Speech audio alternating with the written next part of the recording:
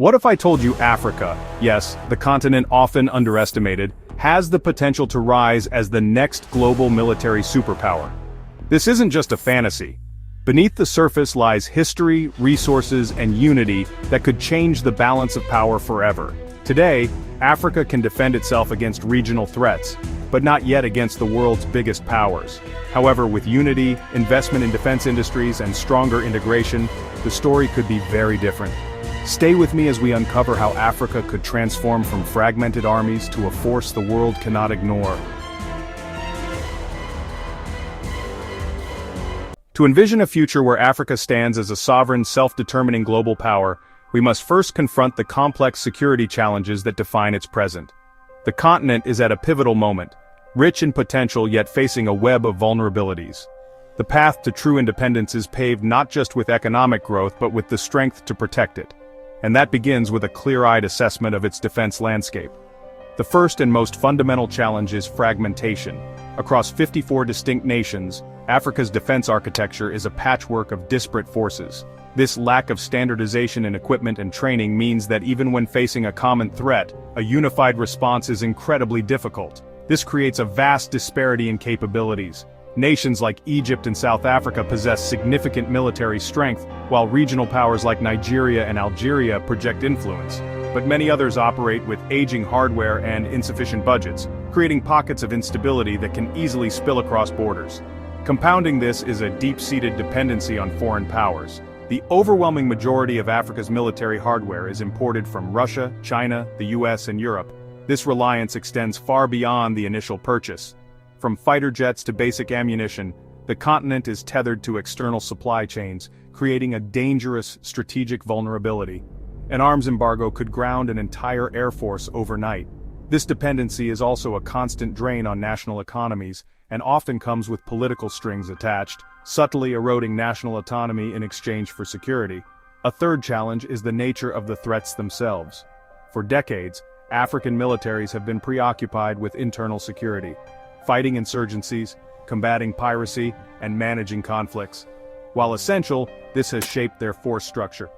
Armies are configured for counterinsurgency, not high-intensity warfare against a technologically superior external aggressor. The skills and equipment needed to defend airspace or contest maritime zones are vastly different, and investment in these strategic assets has often been neglected. Finally, there is the challenge of collective action. The African Union's ambitious vision for a unified defense pact, the African Standby Force, remains a dream deferred. Designed for rapid intervention, the project has been plagued by political disagreements over sovereignty, immense logistical hurdles, and incompatible military systems.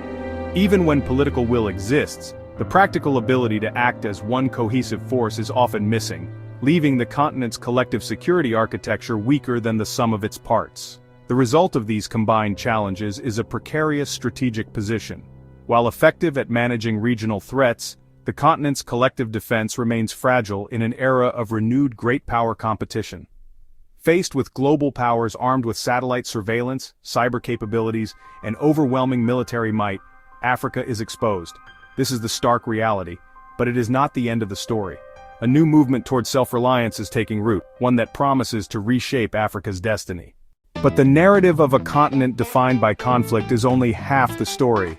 It overlooks a powerful transformation taking place from within. Across its vast landscapes, Africa holds the keys to an entirely different future, one forged not by foreign aid, but by its own strength and ingenuity. This is the blueprint for Africa's rise, built on 4 transformative pillars. Step 1. Unity and AU integration. The foundation is Pan-African cooperation, moving beyond the fragmented legacy of colonial borders. The African Union is spearheading this through the African Standby Force, or ASF, a continental security architecture. This means integrating regional forces from bodies like ECOWAS and SADC into a cohesive whole. Imagine joint command centers with shared, real-time intelligence tracking threats across the continent. More importantly, it means rapid response brigades capable of deploying to a crisis zone without waiting for foreign approval. When 54 nations act as one, Africa can police its own territory, secure its own peace, and project unified strength on the world stage. Step 2. Indigenous defense industries. True sovereignty requires the tools of self-reliance. Across the continent, a revolution in manufacturing is underway. South Africa's Denel produces the battle-proven Rooivalk attack helicopter. Egypt's military-industrial complex manufactures tanks and naval vessels. Nigeria is pioneering surveillance drones like the Saigumi, tailored for its unique security challenges. This trend is spreading. Instead of relying on foreign imports, African nations are building weapons designed for their own terrain and threats, from dense jungles to arid deserts. This industrial boom not only cuts dependency but also creates high-skilled jobs, spurs technological innovation, and grants nations the strategic autonomy to act without fear of foreign political pressure or arms embargoes. It's about building African solutions for African problems. Step 3. Resource advantage. Modern warfare runs on critical minerals, and Africa is a global treasure chest. It holds the majority of the world's cobalt, crucial for batteries and drones and electronics, along with vast reserves of coltan, uranium, and platinum. For too long, these raw materials were simply exported.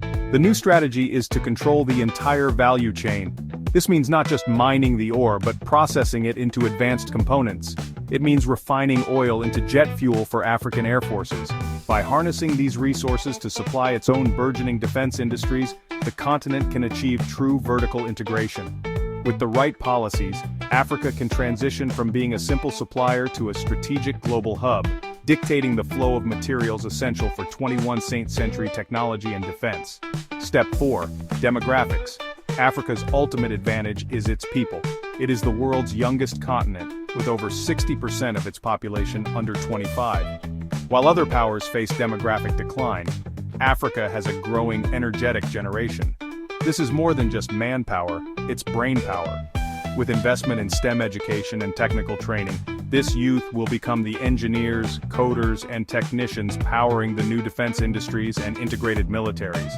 They are the digitally native generation perfectly suited to master cyber warfare, drone operations, and advanced logistics. This demographic dividend, if properly harnessed, is an unmatched force multiplier, providing the human capital to drive Africa's ascent for decades to come. Now imagine all these factors combined: continental unity, industrial self-reliance, resource control, and a demographic boom. This isn't a distant dream, it's an emerging reality. Together, these pillars create the foundation for a continent that is no longer a theater for foreign intervention, but a powerful actor in its own right. A secure and prosperous Africa, capable of defending its interests, solving its own problems, and shaping a new global balance. The 21st century may yet be the African century. So, what does the future hold? Let's look ahead, beyond the headlines and into a future forged by African hands for African security. Picture an Africa where the African Standby Force is not just a concept, but a fully operational reality. Imagine rapid response brigades deployable anywhere on the continent within days, not weeks. They would be equipped with state-of-the-art, African-made hardware and supported by advanced, unified cyber capabilities that shield the continent's digital infrastructure from attack. This is a continent finally able to control its own domains with unshakable confidence. Its airspace monitored by an integrated network of radars and long-endurance surveillance drones. Envision joint African naval fleets, a powerful blue water navy, projecting strength across the Indian and Atlantic Oceans. These fleets wouldn't just patrol, they would dominate the crucial maritime choke points that are the arteries of global trade, eradicating illegal fishing and securing sea lanes for all. This unified command would ensure that Africa's vast offshore resources benefit Africans first. Imagine constellations of African-owned satellites providing real-time intelligence, while fleets of domestically produced drones patrol borders and coastlines. At the heart of this network, a Pan-African Cyber Command would stand as a digital shield, defending not just military networks but critical civilian infrastructure, power grids, financial systems, and communication networks, from espionage and sabotage.